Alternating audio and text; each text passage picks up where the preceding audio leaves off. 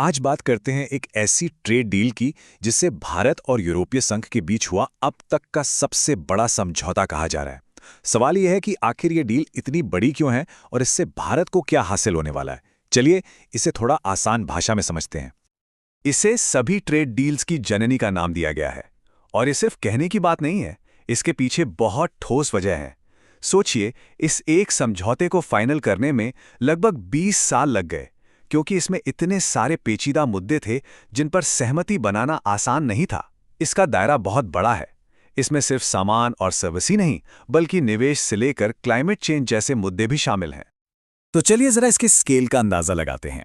यह समझौता सीधे सीधे 2 अरब लोगों की मिलीजुली आबादी पर असर डालता है।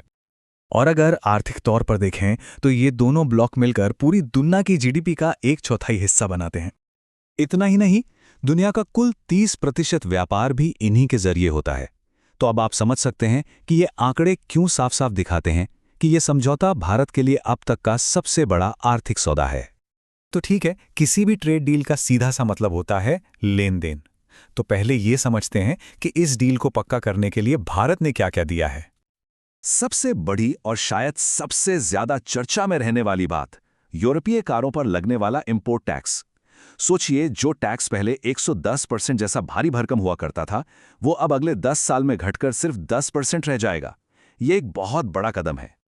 लेकिन रुकिए, यहाँ एक पेच है। ये जो टैरिफ में कटौती है वो अनलिमिटेड नहीं है। इसे एक कोटा सिस्टम के तहत लागू किया जाएगा। पेट्रोल डीजल कारों के लिए ये 5 साल में होगा, पर इलेक्ट्रिक गाड़ियों के लिए 10 साल का लंबा वक्त रखा गया है।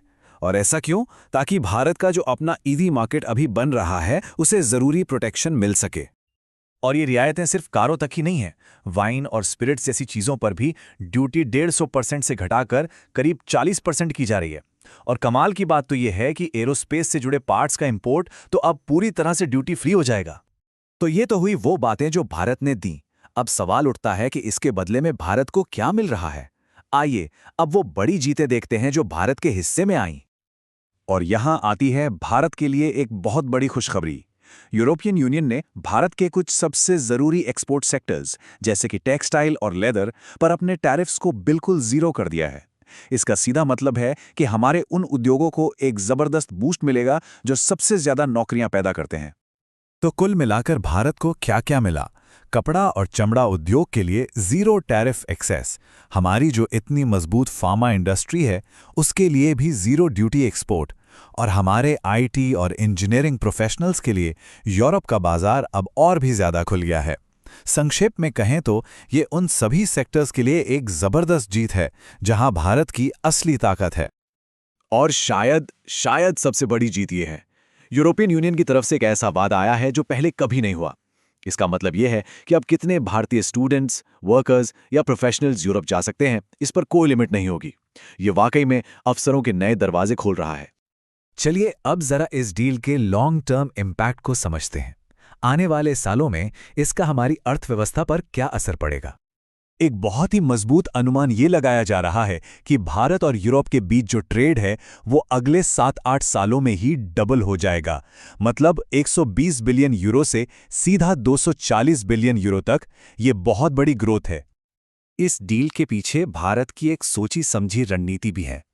पहला मकसद, किसी एक ट्रेडिंग पार्टनर पर जरूरत से ज्यादा निर्भर ना रहना, और दूसरा, खुद को ग्लोबल ट्रेड के सेंटर में लाना, एक बड़े हब के तौर पर स्थापित करना।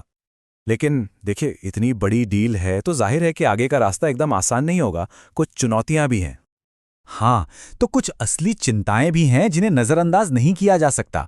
जैसे एक डर यह है कि कहीं हमारे घरेलू उद्योग, खासकर ऑटो और डेयरी, यूरोपियन सामानों की बाढ़ में बह ना जाएं। फिर यूरोप के जो सख्त पर्यावरण और लेबर कानून हैं उन्हें पूरा करने का भी दबाव होगा। और सबसे बड़ी बात, इतने बड़े समझौते को जमीन पर उतारना, उसे लागू करना, वो अपने आप में एक बहुत बड़ा काम है। तो आखिर में सवाल यही बचता है, क्या ये ऐतिहासिक समझौता इन सारी चुनौतियों को पार करके ग्लोबल ट्रेड का नक्शा बदल पाएगा? क्योंकि ये सिर्फ एक ट्रेड डील नहीं है, ये आने वाले दशकों में दुनिया में भारत की जगह तय करने का एक बड़ा मौका है।